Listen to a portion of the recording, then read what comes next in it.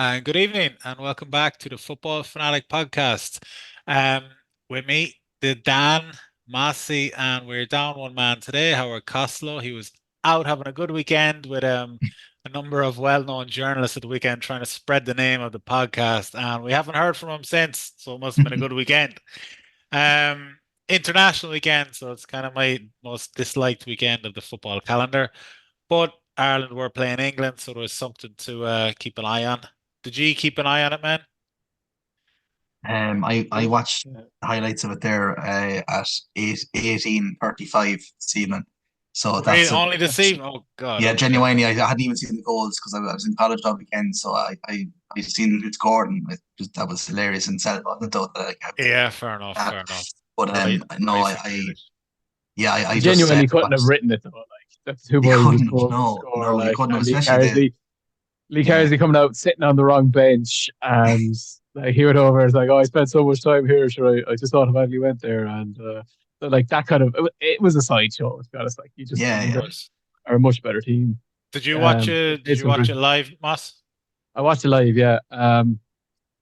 I thought England played some, especially in the first half, played some phenomenal football. Yeah, Which obviously I don't enjoy saying, but it's the truth of the matter. yeah. And they took the complete sting out of the crowd and the atmosphere that I kind of built beforehand. And particularly with the lads who scored, like you were here booing these two lads who just scored two fantastic goals. Rice was very impressive. Slick passing. Now we were a little bit like we were trying to play five at the back and trying to be compact and like they were splitting us, like they were able to drag us out of position and they just were patient until we made a mistake and someone pressed it on thing. But like they overall England was much better. They took the foot off the gas a bit in the second half. On And a Greeley kind of on had an one or in two good saves. Yeah, did it. On an interest level, out of 10, what would you kind of put that at for yourself, Moss, at the weekend?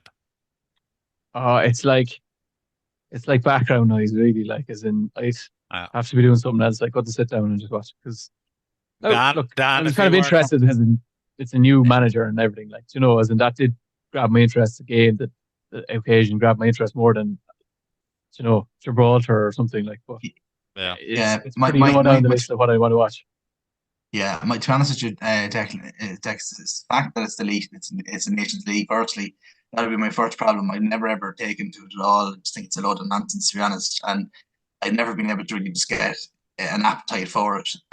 Where like if it was a quarter of a qualifier, we'd all have hope and anticipation to try and yeah, maybe get some home. But the problem is in the last couple of tournaments we've been out after three games. We yeah, can't even true. get, but nothing, no character even trying kind of Uh, the carrot and stick to kind of keep us kind of going. So when I seen Ireland's team, it's interesting. I think they've some good attackers now where we were kind of crying out for a few over the last number of years. I actually think attacking wise we're okay, but the midfield is so poor. I think it's very light. I just can't envision ourselves getting to any sort of a European qualification or World Cup with Malumbi or William Smallbone. I just don't think that. I look at it going across that midfield. And not like I know it's probably a bit harsh. Like I know we have some of them are playing in the Premier League now. A lot of them still are championship players, but like you have that, and then you have a part-time dentist as your manager. Like it's hard to get to enthrall. I think they would have had a bit more interest. Maybe if John O'Shea was given the job, I think they kind of messed him around a bit. I think I would have had a bit more, even just a bit more interest in it. But I just kind of feel it's going to be same old with Ireland.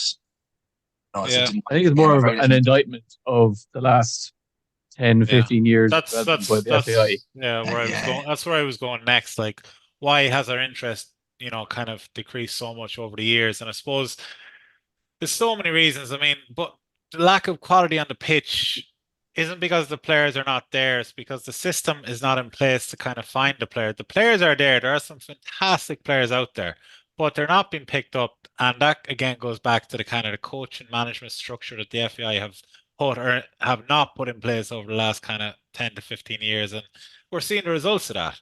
I mean, England and Ireland, we put that game maybe 15 years ago, you'd have people kind of canceling plans at the weekend to make sure they got to see that game.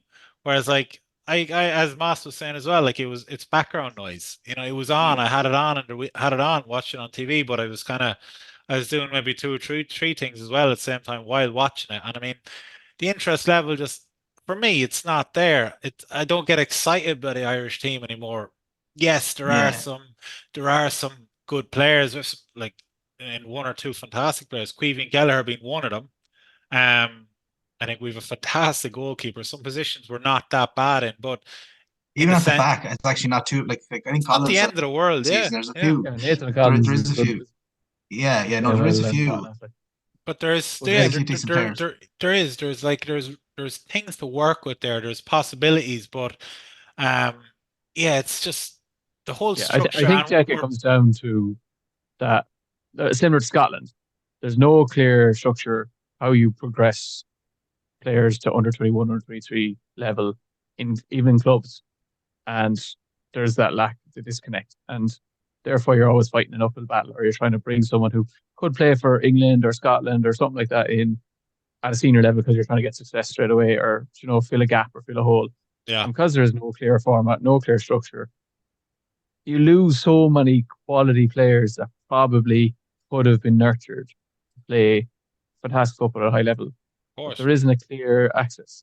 And Scotland are having a similar issue, even in the Scottish League. Like there isn't really any incentive or push to play under 21, under 23 players, or progress them, come from that young age through academy. yeah, And you can see across Europe, that's what most European successful countries are doing. That's what Spain are doing. That's what Germany are doing. That's what Italy are doing. Like, and unless you invest at your grassroots and have yeah, clear definitely, supports, it's not going to change anytime soon. Like, Yeah, and I think if like when you look at that game, if it wasn't Ireland versus England, so obviously it had the history attached to it. But realistically, what it was is it was a top tier nation playing. It's like playing Azerbaijan or Malta. Like Ireland are a a bottom tier or near enough bottom tier nation at the moment.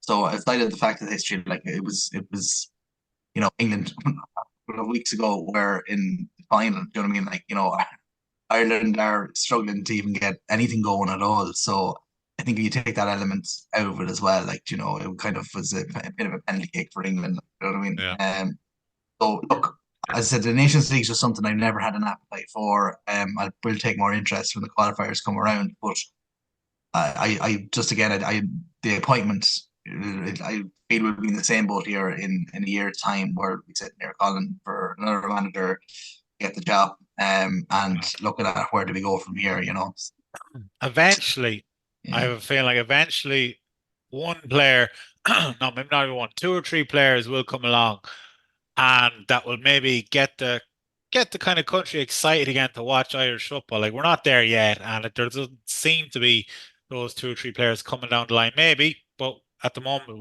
we haven't heard of anyone that's gonna completely light up the team. But hopefully someday it will happen where the kind of Irish team are back to where they used to be. Like we're never going to be world beaters, but at least we were competing. We were the early 90s, we were getting to competitions and that. So I mean, hopefully at some stage we will get back there, but at the moment, I'm going to concentrate on the Premier League, to be honest. yeah, Um, yeah. But like you look at like we had Stephen Kenny who came in, and Irish fans. There was a big kind of like McCarthy, the football kind of the Sam Allardyce. I think when he was mentioned of getting the job, everyone was going mental.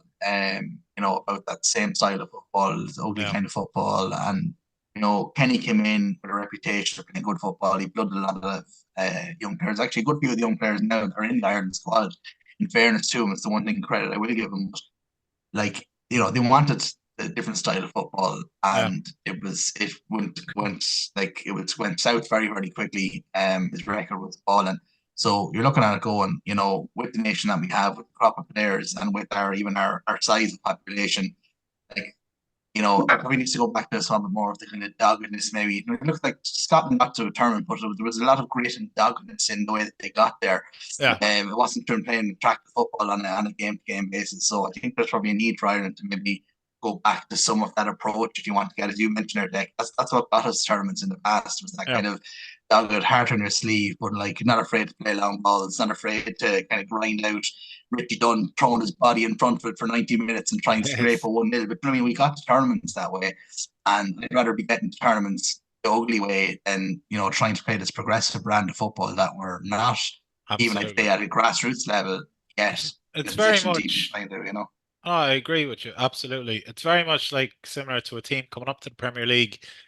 You can't play the way that you're playing in the championship. Say Burnley, for example, came up last year, tried to play this attractive attacking football. They got absolutely destroyed and went straight back down. You have to adapt. You have to be willing to kind of do the ugly stuff as well. And I suppose that's where kind of Stephen Kenny kind of came in and he tried to play this attractive football. We got found out. We don't have the players to do it. So yeah, you're right. Absolutely.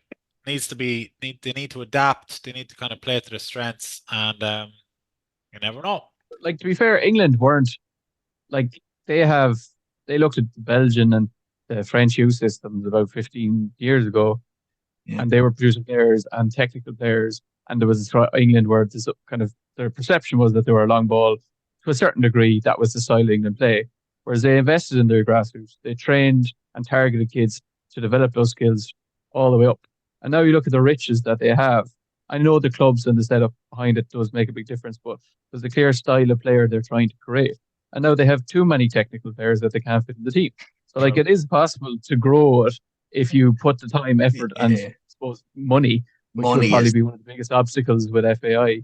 There's potential there. There's a huge interest in soccer in the country. Like, I work in the school, like I'm working with kids. I see phenomenal footballers at the ages of 10, like so skillful. And a lot of them, by the time they've gone to third year, you might meet them, maybe chatting to them after a few years, like, oh, actually, I switched to another sport, or if there's kind of a disjoint there that you lose, they either stay in kind of the local club area, or they might go to like a development in that lone town, for example, and they don't really know where to go. Then they either jump up to play League of Ireland at 15, where they're playing against full-grown men, where that's not exactly safe, and you kind of lose a lot of players in that place. So that's kind of a gap, and there's plenty of talent there. Like, yeah, we'll leave it on this one. Did you hear what Roy Keane said about the FAI as well? Nice little shot. No, but he was doing work for, was it BBC, covering England and Ireland, and he was saying there's a lot of good people in the FAI, but those that are making decisions couldn't organize a piss up in a brewery. Like, he said this on live TV. So yeah, he sounded like a man who was a bit annoyed that he was interviewed for the job twice, and they gave it to a part-time dentist over. So I think there was a bit of resentment and bitterness in his, which probably actually goes back to the Saipan days. Like, he was actually, I'd say he's holding a lot, his poor Roy Keane. They're making a film on the Saipan thing.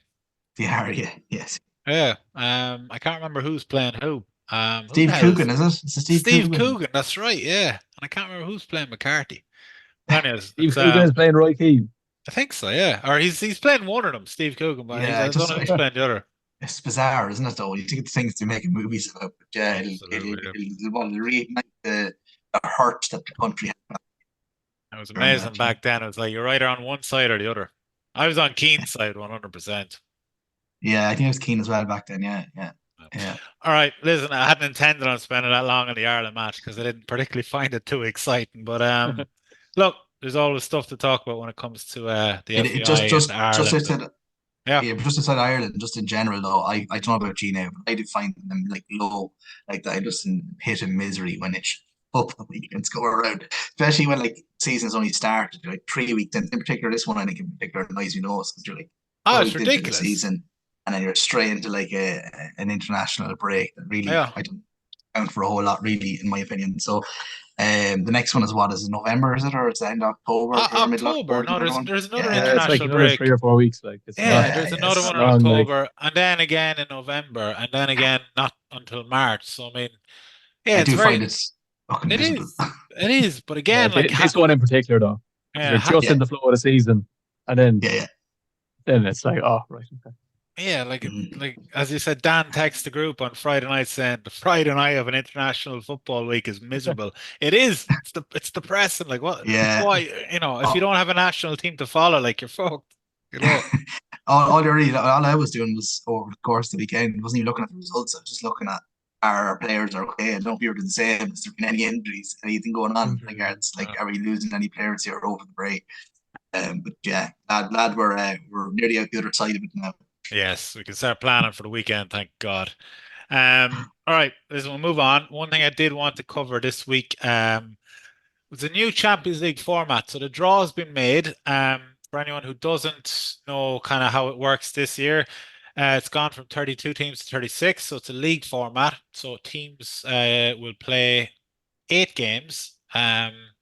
Home sorry, it'll play 8 games against kind of 8 other random teams. So as a 4 home, 4 away, and the league phase will now go until the new year. Um, so then after league phase, teams 1 to 8 will qualify for the knockout stages. 9 to 24 will go into a two-legged playoff. Then the winners of that playoff will join 1 to 8 in the last 16. Um, some parts are similar, some parts are completely different. What do you make of the league phase going into the new year? So, I mean, that's going to obviously have a knock-on effect. It's already having a knock-on effect. Just from my own kind of point of view, Man City, our first game is it September 18th in the Champions League, where we were also down to play Watford in the Carabao Cup on Tuesday the 17th. So, I mean, that has already been changed. It's been put forward a week. So, I mean, that is going to happen at different stages for different competitions. So, I just said I'd get your thoughts on it. What do you think of the new format, the whole system of how teams are picked, the potential fixtures that we are going to get? So there are positives, there's negatives. Go for it. Dan, what do you think first of all? I like it. I think it was one of the things I was most excited about for the new season. It's not biased as well because Liverpool are back in it, extra kind of bit in it. But no, I was excited about it. I think it's great that you were talking about there, like the way that it's seeded. So like that you play two top tier team. You're guaranteed to play two top tier teams in pot one, and then you have two in the subsequent ones. So I like what the draw that we got. I like the idea of the group. I think when you look at the group phases over the years, there's been a lot of kind of like ones that the two big teams are nearly home and hose, and it's like the scrap for third and fourth who's going to get the Europa League spot Yeah, seems to be in a lot of the groups from like my recollection over the number of years. So um yeah, I think it's good. It's exciting that way that you're kind of guaranteed, I think, better games for the top, in top opposition. So I like that. Extra games, so it's extra football. I think it's nearly 50 matches extra. yeah, I think over the course of it, which I like, even though I know it's the juggling act, as you said there, and we talked about the Carabao Cup, and I gave you my thoughts on that.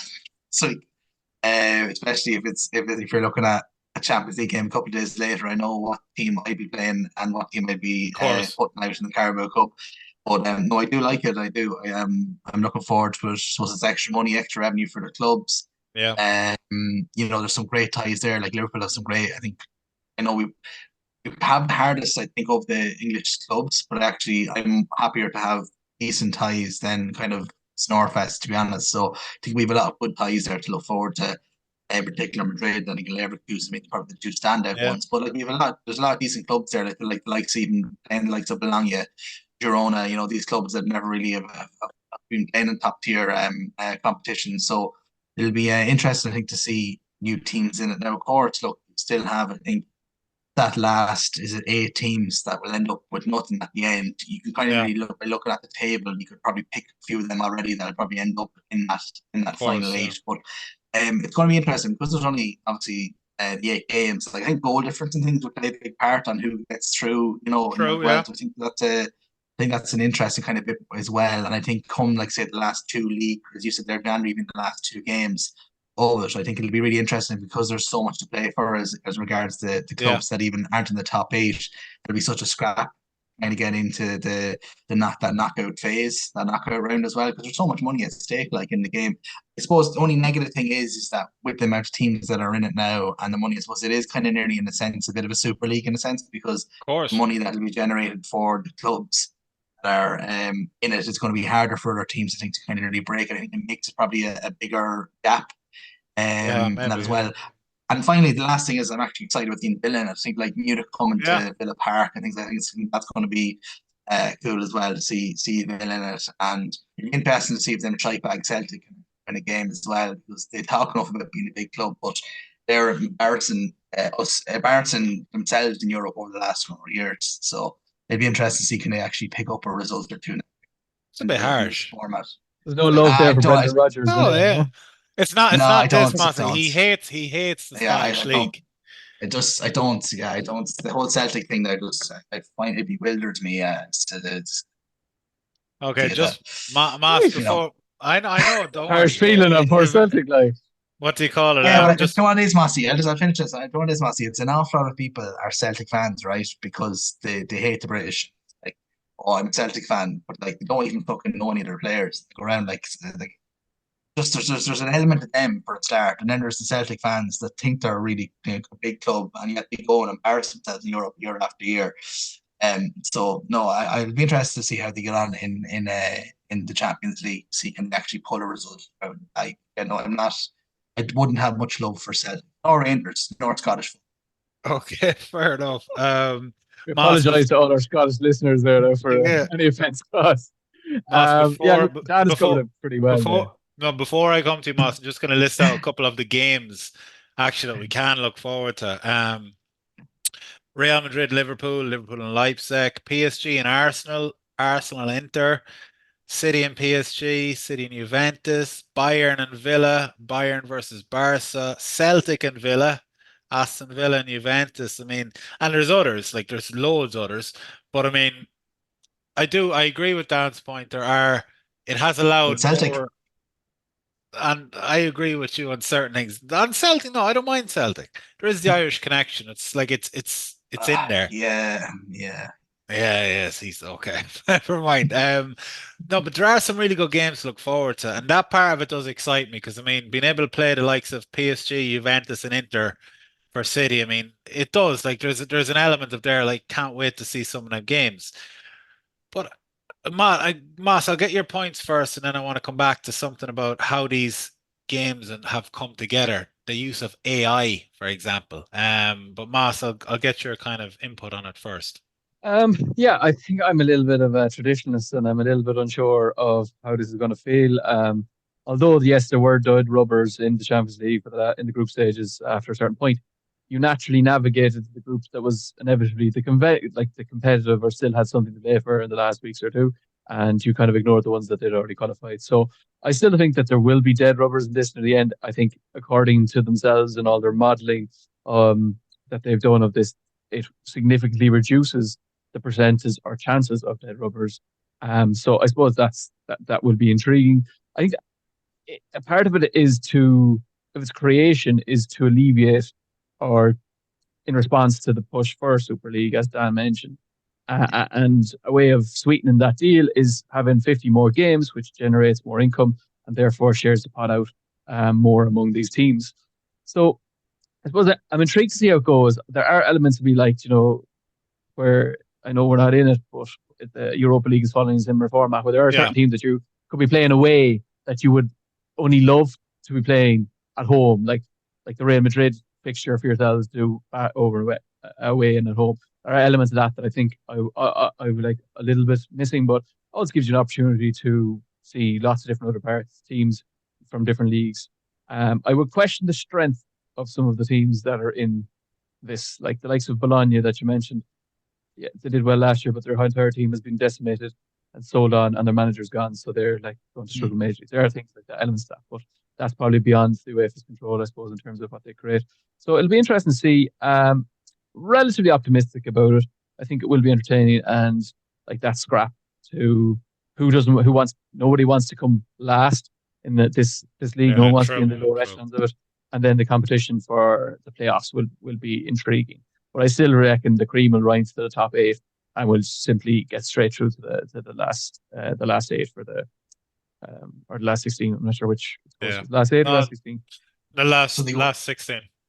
They go straight through to the last 16. Straight through the last 16. Yeah. So and then it returns to normal format. So after that point, you kind of return to the same. Yeah, kind of. I'd say from from March onwards, it's as you were type thing. Yeah, it'll be interesting. But I wanted to also touch on the way that these games were played or picked was what was it? It was basically using a computer, using AI to kind of determine who plays who, etc., who plays who at home, away. And basically, how can UEFA say that it was transparent? They said that they had auditors there, kind of checking on the process to make sure that it was, up to scratch, etc. But like, do you agree with the way that they did it, using a computer to kind of determine the fixtures and pick who plays who, or do you think it should have been the traditional pick the ball out of a pot? But You would have been there for hours. Fair I enough. know. I think that whole picking out of the pass thing, I think will eventually go anyway. To be honest, I even think I could see that happening now, and because it's just a waste of time, really. I think. There's excitement to it, though. Yeah, I know. It's just pageantry. It's just Yeah, pageantry. It's yeah, nothing I else. know. But Roll it's out all the it is. big guns for a few photo ops, and that's it. Like, Yeah, and but Yeah, get rid of it. It's a waste of time and money. there's an element of excitement to kind of seeing when your team is going to get picked out of the pot, who they're going to play. Whereas a yeah, computer, you press a button, okay, you're playing all these teams. You're playing all yeah. these I know. teams. Yeah, I but would think you I prefer just. to have good games deck or dramatic opening of balls for pots? Like, you know, Well, I I mean, like if watching balls being fondled. Like, is that what you're trying to tell us here? I kind of wrote myself into that one. What do you call it? No, I just think that there was something, even if all those fixtures were possible anyways, and you just kind of pull the balls out of the pot, and you're like, the fixtures could have happened anyways. And I'm just saying, like, how can you if confirm that it was being transparent that like all of and there's not a computer somewhere in the background that has been kind of programmed to set up Liverpool versus Real, City versus PSG, Bayern versus PSG. Obviously, look, they're saying the auditors have been there to kind of oversee the whole thing. Chances are it was fine, but because it's done by computer, there's always going to be that element of doubt that there is Okay, something going on in the background that nobody can prove. You know, okay. matches Can I being just give you a prepared. thing? Can I just give you another thing on that as well? There's nothing to Yeah, say when you're watching. The lads being brought in there, whether it be, I'm trying to think of who was in for the last. Even just thinking of, I'm trying to think of who was in for the last draw. I can't remember now, but anyway, it's like they're giving the lads a little paycheck there, go pulling the balls out. But we actually don't see them balls could be marked. You don't fucking clue. Like you can't say that that's 100% transparent either, but you it could be can weighted. because It could be anything. Like, yeah. we don't see from when they come on screen. You're putting them in that some of them could be marked as again. Look, the chances are it's not, but I'm saying that's not 100% transparent either, really. Um, okay, fair so enough, fair I, point. I I, think like I, it makes you sound like I think like it's it's you use your phone for all these things that you automatically accept it because you're used to doing it. You don't question it because you're using the computer to do it. And because they're after introducing change, like, oh, is it dodgy? Like, maybe it is, maybe it's not. But UEFA, you're always going to question whether it's dodgy or Yeah. not. So you just gotta, God I forbid I'm suppose questioning whether UEFA are doing things by the book. yeah, You imagine yeah. know, imagine a Man City fan talking about things being dodgy. Isn't it amazing? Isn't Dan, you're obsessed. You know that. You'll have your it? But chance in the next segment to talk about what's but good and bad in football. Okay. yeah, no, but I do. I actually liked the computer thing. I know, but I think Howard didn't. Maybe the chat about that. I don't think Howard liked it either. But I actually just liked the fact that no, I didn't understand why Cristiano Ronaldo was there. Like he's not even in the Champions League. So he was Wow. there pressing the button. But I think it will become. I think that's something that will just become a thing. I think, and also I think the AI, that made the fixtures. I think as well. They just pressed a thing and they configured all the pictures of when the ties were and who was playing home and away on the different dates. So I just have a feeling that yes, it saves time. It does I save don't. time. It probably Yeah, it makes things a lot easier. I just kind of come back to the whole element that because we can't see it, we don't know if it's real or not. We don't know if it's genuine. And again, it comes back to like we want football to be it's like genuine. God. It's like Have a bit of God, faith there, we like will you can't have a bit see of it. It faith. all comes back to faith. We have to have Gotta have faith. faith that We the have to have UEFA. faith in UEFA. Yeah.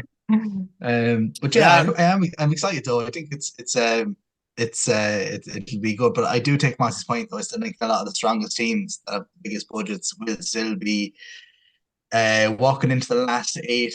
And yeah. then it'll just be I feel interesting to like see because like no matter what they do, that Dan, like they are the strongest teams. They should be there, and they're the teams you really want to be in the end. So yeah. fair enough. Like that's what you want. Like Could I just make one other point though? And again, not this isn't a dig at like at United. You might take it as one, but it's not meant as one. But in general though, I think the coefficient thing that we have mentioned there as well though, not just for United but for Spurs, for other clubs that happen to get in regards to the Champions League, I suppose setup as well. Coefficient does give another opportunity to that extra team into the Champions League. So it's like an Yep. extra kind of that to get that fifth spot. So I think that's another extra incentive that for clubs. Not just even United or Spurs, but like other clubs like that could like sneak in for that fifth place. Because if you look at the Premier League table, usually there is a bit of a fight for each year for fifth, sixth, seventh. So I just think that's another cool kind of element of it that you could get an extra team in. And can the English clubs meet each other in the last 16 though? So say for example, if you're in the top eight, and then say for example there was a Villa or if Liverpool or somebody didn't get into the top eight, but then they won their knockout game. Yeah. So then can they then in the last 16 meet another As English far team? as far as No? I know, they can't meet in any group stages or the league phase or Yeah, whatever, yeah, but yeah. from the 16 onwards they can. It's from what I think. Yeah, No, I'll have to read yeah. up on it, but yeah, that'd be Okay. cool if they could meet that early. Absolutely. But yeah, look, we'll see. It's new, and what do you call it?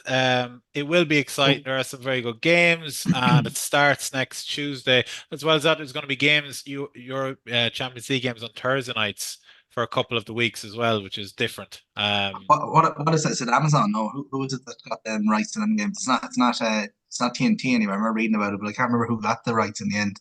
I There's a don't, couple of Thursdays, all right. Yeah. Dan, I don't think it matters what channel it's on, to be honest. You know. Don't know what you're talking We will about. find it and we will watch Uh, it. Well, all right, we'll Yeah. move on. Right, so and the main segment that we're going covering this week is the good and bad of football in 2024. So, what do you call it? We all start watching football probably early 90s, give or take, and we've seen a lot of changes over the last 30 years. Just wanted to kind of chat where we are today, like with football has taken over completely, and the amount of money involved, and the Premier League has basically become the biggest. I don't know if it's the best, but it's definitely the biggest league in the world, the most entertaining. The arrival of Saudi Pro League, etc. Give me one good thing and one bad thing, both of you. So I suppose about football in 24. It can be anything. It can be player talent has gone up, it's gone down, too much money in the game, too much greed, corruption, FIFA, UEFA. Dan, if you want to talk about City, go for it. What do you call it? Ticket prices, fans going to matches, having to pay fucking extortionate prices for tickets, etc. So we'll start with one good thing each, and I'll go on to one bad thing each. So Dan, you look like you're ready to spill, so No, go. can we just bang out like as in though without like I have a few, but without even going into and having a big tangent, Yeah. even just we go around one each, but we might even if there's a couple of extras then because I just have things that come into my head. I haven't really thought about this too much. Oh, yeah, go for Certain it. things that bother me. So I'll give one random one that bothers me is the Go. hospitality tickets. And I know it's not a Right. 24 problem, but it's something over the last number of years that's Yeah. really taken off. And I know from being at games and I've done hospitality experience, so I can talk about it from that perspective, but also then being in the stadium and then from reading around as well. And again, I suppose it impacts more of the bigger clubs, your Manchester United's, Liverpool's, um, but that people are coming for the day out and they're not Yeah. actually kind of I suppose it's stopping a genuine fan that wants to go to the game. Now, of course, I understand the concept of it. It's creating massive amounts of money. Like for example, I was at Liverpool Spurs a couple of years ago. There was lads that came over from Miami for the match, and they were mad Liverpool fans. So there was people that wanted to come over. But there was loads of people there as well that were just there for the day out. Yeah. It was clear as day. And then you're sitting in the hospitality even section, and there was people there just chatting like they weren't even watching. You know what I mean? Yeah. So Yeah. it is just something that I think it's crept in. I know Ticketmaster and all these different outlets that it's creeping into not just football, Yeah. but it's just something that I think is ruining things a bit. I think with Oh, the 100%. extortionate price then of the hospitality ticket, And when you can say when anyone you wants to get it. oh It God, impacts yeah. the atmosphere. Impacts the atmosphere. Yeah, And when you say hospitality tickets, like as well as that, there's different levels to these hospitality yeah, tickets. Like, you yeah. can pay a ridiculous price for a certain, hospitality package, but it goes up. There's three or Liverpool four. have six. I think they've either five Really? or six tiers. Yeah, so I think most of them are off site. So like I was at one as well. It was off site. It was actually an entry race course, and then they Okay. bus you over after. And that was one of Okay. the cheaper packages for the louts. Premium ones will be on the ground at Anfield. Yeah, you're Yeah. right. There's five or six different tiers, Yeah. and look, I it's big was over revenue at to the clubs, oh of God, yeah. course. But I do think that it's taken a small bit of the soul out of it because there is people going for the just the day out and they Yeah. can fiddlers about cheering Absolutely. on the team or whatever. So anyway, that's just one random one there for you. That we spoke about this last season as well, but with Man City, they have a hospitality package that includes something called a tunnel club. So basically, when the player Moss, have you ever heard about this one? I haven't, Okay, no. so players are coming out onto the pitch. They can't see the fans because of whatever kind of type of wall is in place. But if you buy a hospitality ticket to this specific level and you get the Tunnel Club package, you can see into where the players are kind of standing, getting ready to come out to the pitch. So you can take your pictures. You see the players before they It come out sounds onto like the a zoo. pitch. No, it is like there's something kind of it's a little bit It's in over the the red light top for us. district. Yeah, like it's Yeah, kind of like it just or seems a an bit interview room with a two-way mirror. That's all I can like yeah. visualize right now. Like, It does. It seems Uh, a bit like intrusive, to be honest. You're just did there, you kind do of. it? No, what did I fuck do it? No. Like, no, I did one hospitality package. Again, it was one of the lower ones for the lows. What's it called? I did it, and we were kind of brought in to get food, and it's kind of it was a bar, like it was nice. It was on site. It was at the Etihad. But I remember then we went to our seats, and I went to the toilet, and then I thought I saw a door that brought me into a restaurant, which was a part of the hospitality package for the next level up. So I said, fuck it, I'm going to get my money back here. So I went into the restaurant and I robbed a few things, food and that, and I brought it back to our seats. But that's for another day. For, yeah, but for anyone who doesn't know, like hospitality, you're basically you're paying extra for your ticket because you're getting usually a three-course meal or you're getting fed anyway. Uh, You have your own bar for the hospitality section, so you're not down with the crowd. So you're up. You have kind of usually a lavish enough, nice bar, cashless bar. uh, It's not free, and then you have a nice padded seat, usually with a decent view of the game. That's pretty much, I think, yeah, that's pretty much what it is you're paying for. yeah. And you will Yeah, pay, yeah, you'll definitely pay a couple under, like for the loud tickets. And then as they go up, like you're going to be going up into 1, 2 grand for like the higher up tickets. It's ridiculous, but it's the way it's yeah. gone. But I was just Moss, wondering, yeah.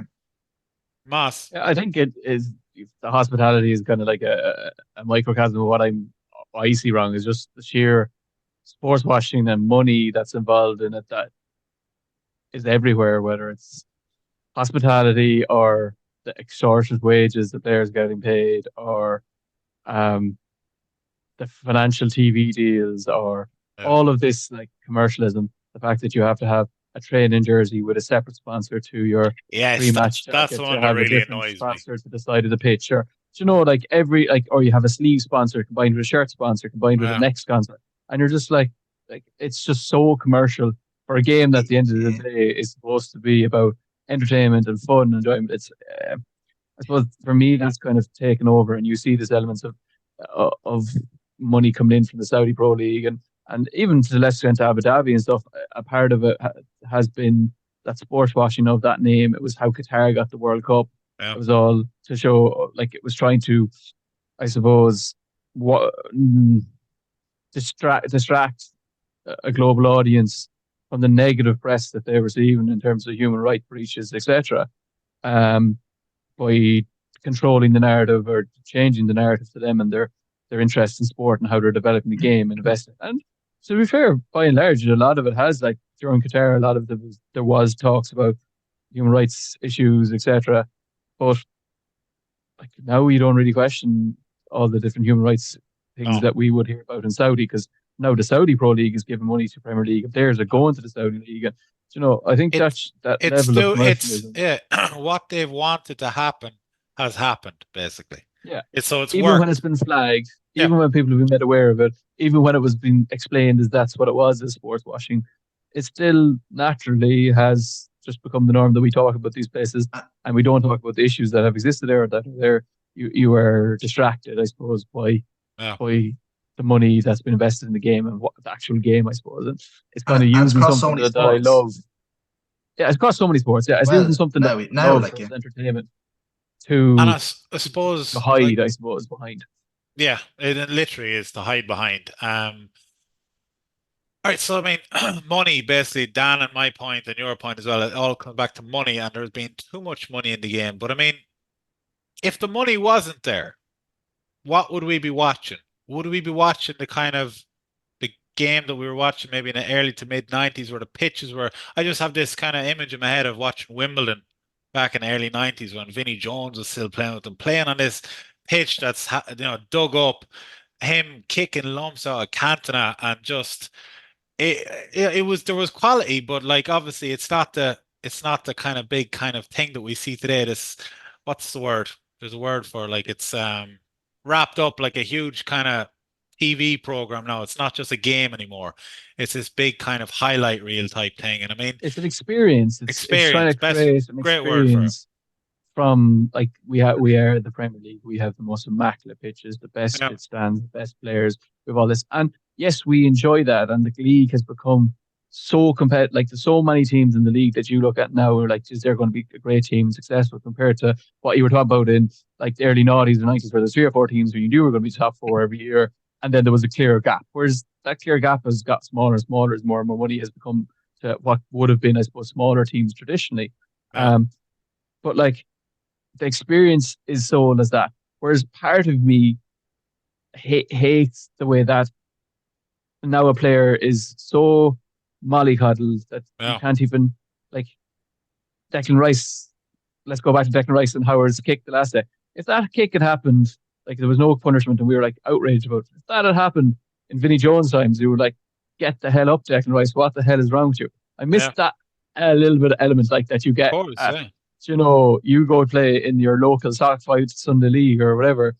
You get people kicking lumps out of each other. There's a bit of crack with it, a bit Yeah. of aggression. And whereas that kind of has been managed out of the game because that doesn't promote it in the way it goes against the PR that I suppose that they're trying to Of course, yeah. create around the game. Even just when you say the PR, like I'm thinking, what's he call it? When you watch the match nowadays, like you're looking to kind of see what Neville and Carragher get up to as well. Like the kind of commentary, the punditry team that they have on display. Is Keane going to be on? Is Mickey Richards going to be on? I mean, it's literally, it's an experience. It's a whole package now. Whereas before it was literally just 22 players on a field playing a game. And again, I come back to like, is it better now or was it better back then? Dan, any thoughts on that?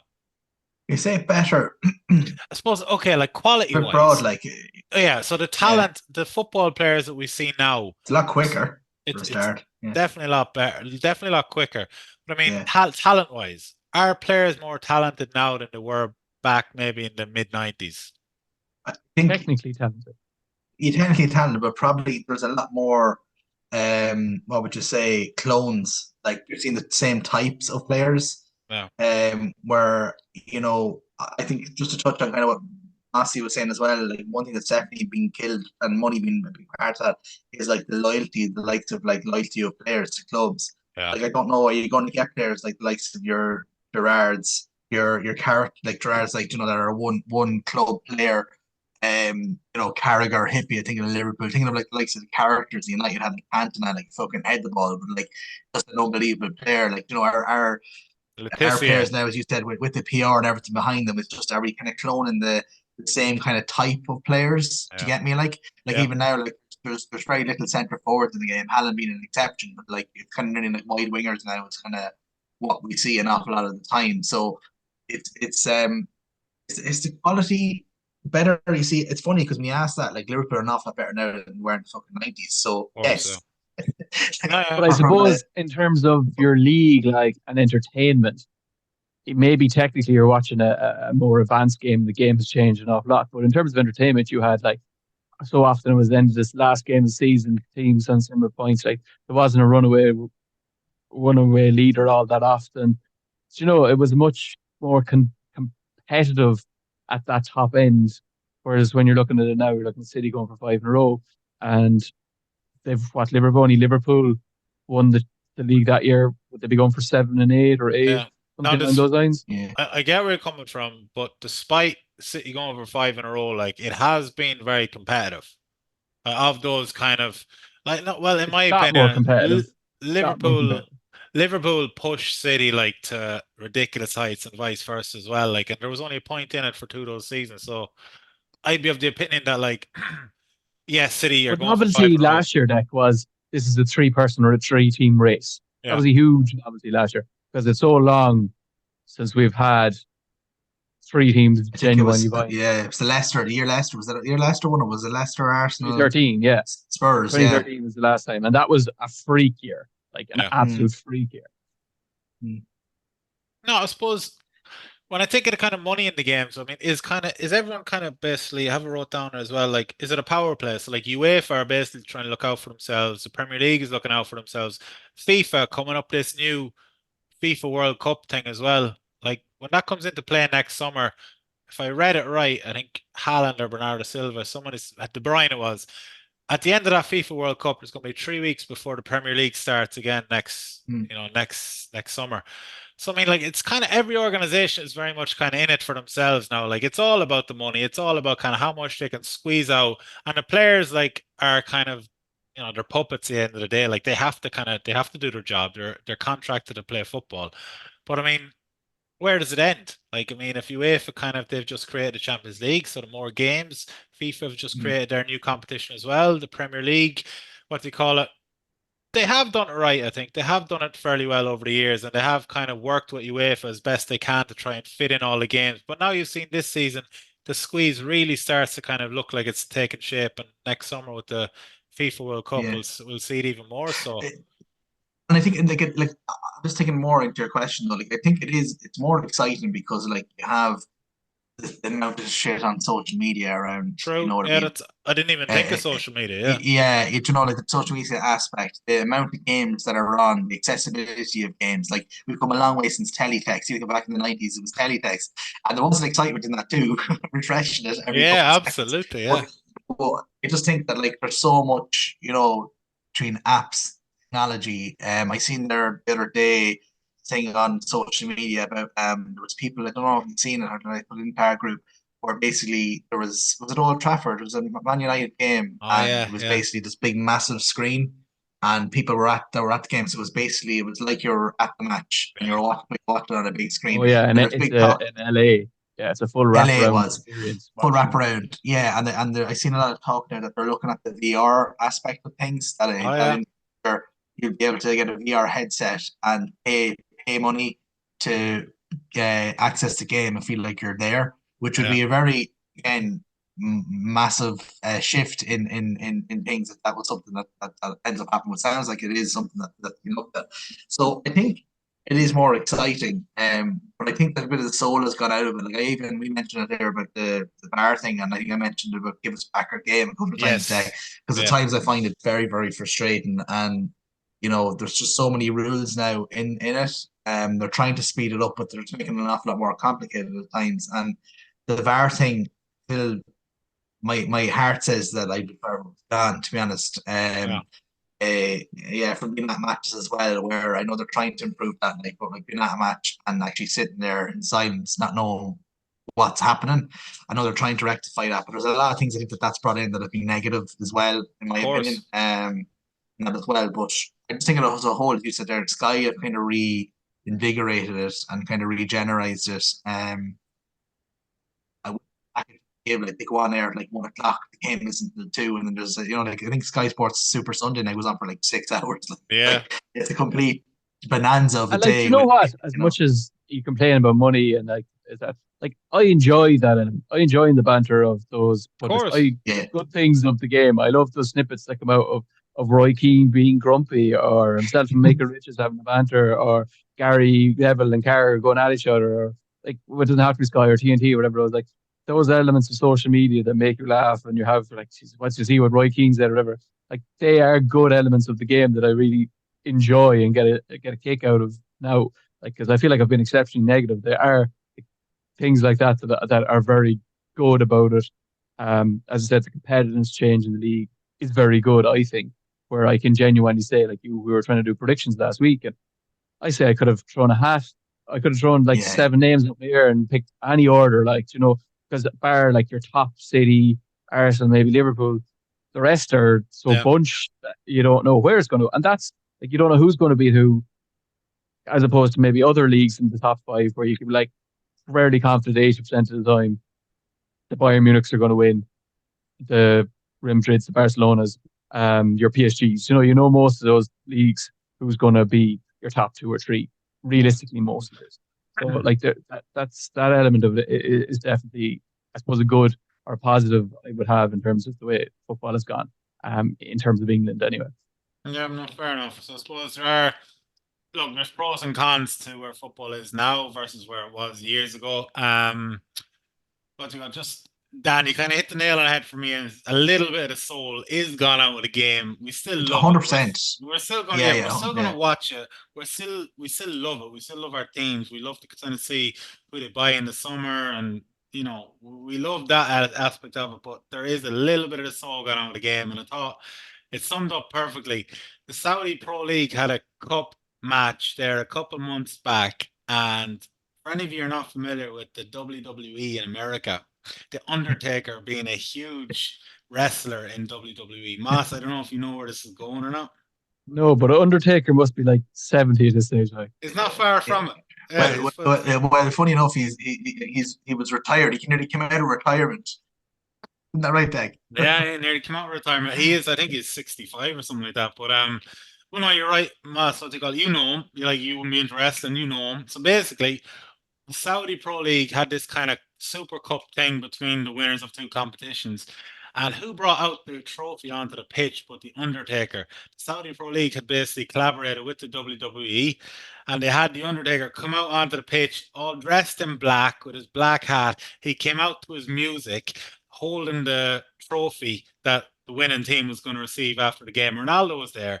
I remember Ronaldo, they showed a still picture of Ronaldo looking at the Undertaker just laughing.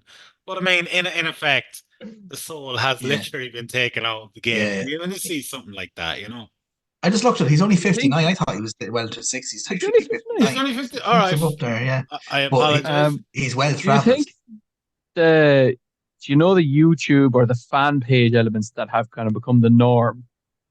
Do you consider them Like like Arsenal TV type thing. Like Mark Aldridge. well, no, like in here Mark Goldrich United is not the best one, but like there's a Stratford Paddock or like Yeah, there's those kind of social media style yeah. Because the Anfield supporters rap, fan there's loads groups. of different ones. Yeah, yeah, yeah, yeah, yeah. Yeah. Yeah. Do The you see them Anfield as rap. a positive thing to have developed or as a negative thing to have developed in terms of the control and the audience that they capture without having, I suppose, the responsibility to adhere to journalistic Yeah. rules, etc.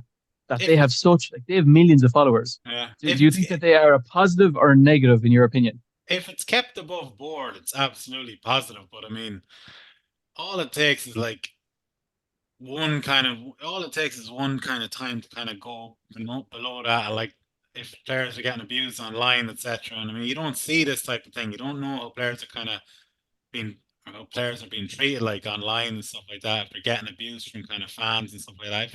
If it's kept above board, I think it can be brilliant. Like it gets fans involved, gives like it kind of enters into a whole new kind of type of fan as well. So for me, it's a positive, but it has to be kept above board though. Dan, What's any your take, input? Dan? Yeah, I suppose Mark Aldridge is the one that comes to mind because he does. I think there's been He an is the awful. loudest, yes. He's probably one of the loudest and kind of probably one of the most vocal and in particular negative, I suppose, given the last year and a half, year and this start of the season for Since Man 2013, United, then. and even Since before that. 2013. But yeah. But I don't know whether or not that is entertaining, and of course, it gets clicks and likes. So what I'm stuck on it is that some of the stuff that I would look at, I find very interesting. I really like the conversation and the discussion. But then there is, of course, then the element of like the clicks and likes and the kind of sensationalized ones. So the likes of him saying, and I don't follow close, like say, like so the United Stand he's with, is it? I think is that United Stand, yeah. yeah. So I don't follow, but just his clips will always come up because they're usually something ridiculous. He's throwing chairs, he's calling players ridiculous names, and they Yeah. need to go here, they need to do this or that. So them ones I wouldn't be in favour of, but I know again to get the clicks, to get the likes, and that as well. But I like kind of the ones that are like discussion based. And I'm sure there's Manchester United ones, there's City ones then as well that I'm not familiar with them as well. They're actually just like fan discussion.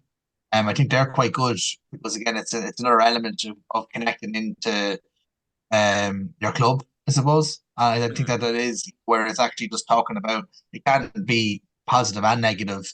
And in particular, I would have clicked on a lot to like say the conversations around transfers this summer. I would have clicked into a few of the Liverpool ones. I found it very kind of interesting to listen to the debate or like what people are saying. And like again, they're fans. A lot of them are fans, no more than myself, Massey, and Deck. Like it's just fans of clubs and are having a conversation. Or the three of us here in the podcast here talking about our club. They're talking about football. So I think there is that, but I do think that the likes of that element where it's like calling out Casemiro and calling every name under the sun or that kind of stuff where it's like live. I think what I'm actually trying to say is the live that live feed thing where you're kind of what's that called where you're Watch watching alongs, yeah. watch alongs, yeah. again, like they're for clicks, aren't they? Like there's a lot of sensationalized stuff there. Like people There's are, complete sensationalization. yeah, for the clicks and It's likes, whatever, like that. I just was intrigued to get your intake Yeah, or your input on it because from a United point of view, it's something that if you would ask me what was good about football, about a year ago, I would have been like, oh, this is brilliant. Like it gets, like you said, the United fans talking to other United fans yeah, about it. But it also, I have seen with the way things have gone, can be an absolute cesspool of negativity about when things are going bad. mm, And everyone has an input, which everyone is entitled to, but maybe not on a platform, I suppose, where you have a couple of million views and you are just calling these human beings who play for your club horrendous things without any consideration of them being a person. So I just was intrigued to see from other club point of view, Uh, he had a similar or even I suppose a similar experience to me in that like I suppose we've had such a negative run that I've just seen yeah. a club that is That's where I kind of came decimated. back to once I said and it's kept above board, but obviously, yeah, obviously it's not. But I suppose there's the far right United fans, you know. yeah, Yeah, yeah. there you go. There's a far right in everyone, I suppose, Yeah, but Yeah, or in yeah, every no, club. I do think though, like it is like the conversation debate is good, but as you said, the more than with journalists and with say a lot of the rag newspapers, they can like the channels to set agendas. So, for example, like again, if you said you've got a channel there that's got 100,000 followers, and they go in on a manager, do you know what I mean? Or like they can set the agenda no more than the media can, where they just set on a player or a team not doing well. yeah, So I do think that all of these things, though, again, just in regards to sport, like itself, like we've listed so many there of how much bigger it is than say it was back in the 90s, where I referenced teletext, where we're at now with technology, and just like you can't go anywhere. And even like even though it was international break, there was still so much stuff out there, where it be like Sick to Football, where it be the rest is football with Richards, Shearer, and Lineker, yeah, like just weekly podcasts done left, right, and center. Not as good as ours, obviously, but like left, right, and center, like and just so much content out there, like yeah. it's yeah. Anyway, yeah, No, I mean, what do you call it? The good and bad of football in 2024. So, I mean, we've named them out there. Like, there's some good, there's some bad, there's some kind of in between. If it's kept above board, can be very good for the game. But there's also stuff that goes way too far, and it's not very good for the game. No, very interesting, and I'm sure we will continue to see the game evolve with both good and bad aspects of it. Money being the main kind of driver, it seems. So finally, this week we have the Super Six. So for next weekend, there are 6 games. So get your predictions in by 3 p.m. this coming Saturday.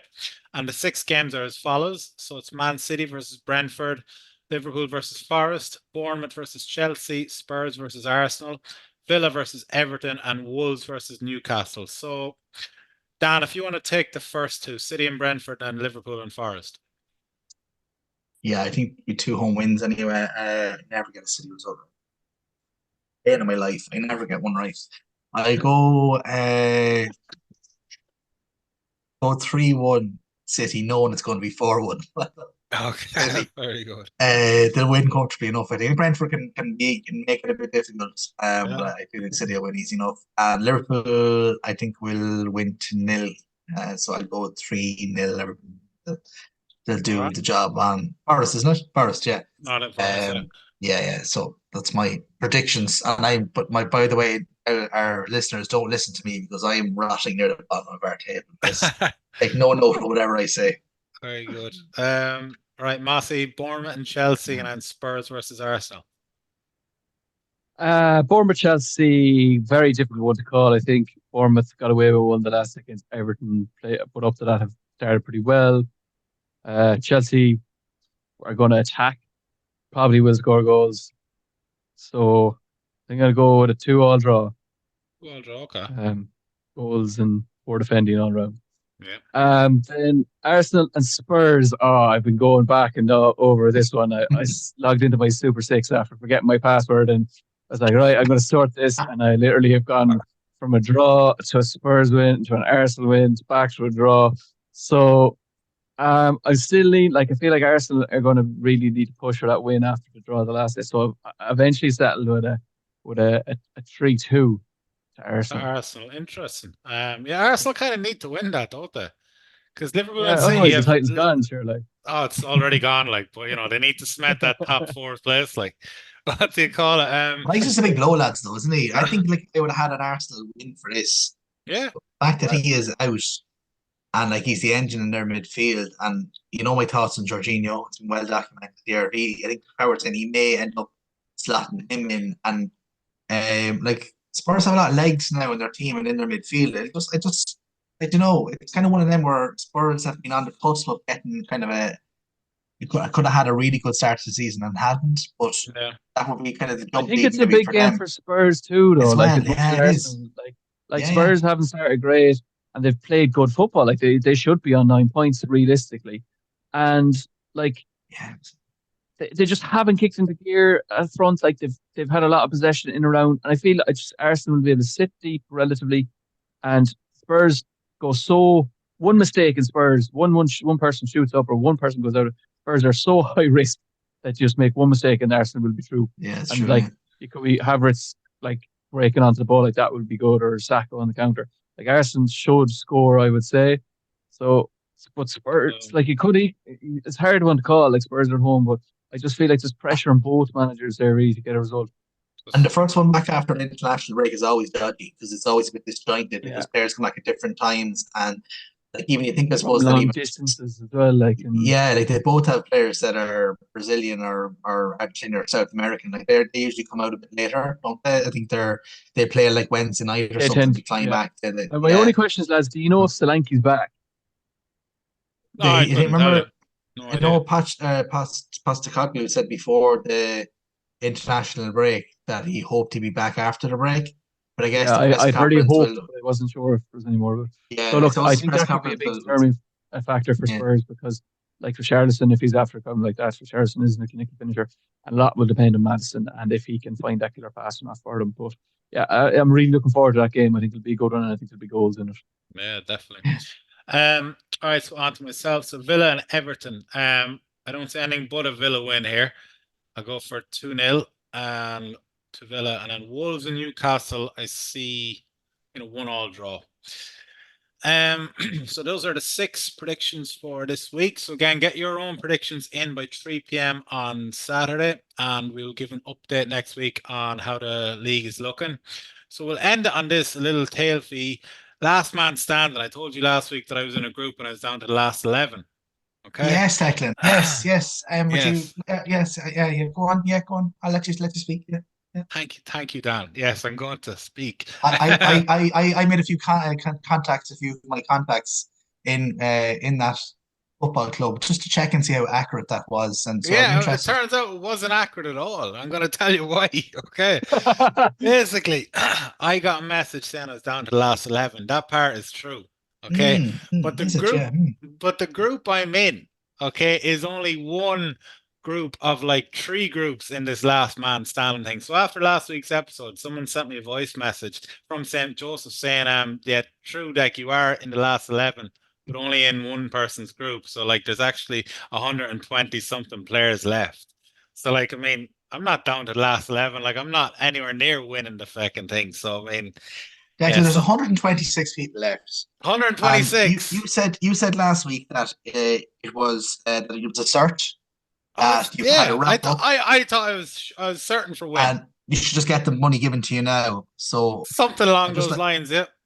yeah, and I'm just reading here. There's 126 left because I reached out because I found it very bizarre that the last man standing, many ones I've ever done after 3 weeks that there'd be only 11 people left. Yeah. There's usually a couple of hundred that would enter these. It's like even if a few did pick Arsenal or pick Arsenal at the weekend, there'd be 11 left, and for it to be so confident and so cocky and so like Man City like in your responses. Yeah. I just had to go and I had to reach out. So I did, and I'm glad that you've come to your senses here because I was going to really give it to you, Lard. I give I'm you a small bit of glad. respect. I Well, give you a I'm small bit of glad. respect. I'm glad I got out in front of you and changed the narrative. You know Yeah, what I mean? Good your PR name spin within there, Nick. Yeah, Yeah, your name going around within that club actually is they're calling you. You apparently said that you were on fire, so they're calling you Deck on Fire O'Connor. Just to let you know, that's the word that's going around I the said training them ground like there. in the little group that I was in, with 11 left. Like after that happened, I sent a message into the group saying, "Lads, just give up now," type thing. And I was only joking with it, like, but obviously, I kind of eat my words because I don't have 11 left to beat. I have 125 left to beat. So, yeah, And have we'll you made your see. decision for this weekend then? Yeah, I'm Are going to you allowed? Man. Are you allowed to reveal that? No, yeah, 100%. I'm going Man City this weekend, and then following weekend I'm going to go with Liverpool, and the following weekend I'm going to go with Arsenal. So I do have it mapped out, and into my defense, like I still am in a good position, but like I'm obviously I have to beat a It's lot still a more big people than opposition. I. Yeah, There's 126 people left. You're yeah, one of but hold on, 126. but Dan, before last weekend, And before they're all going to do Arsenal. the same as Red on Fire Deck there now.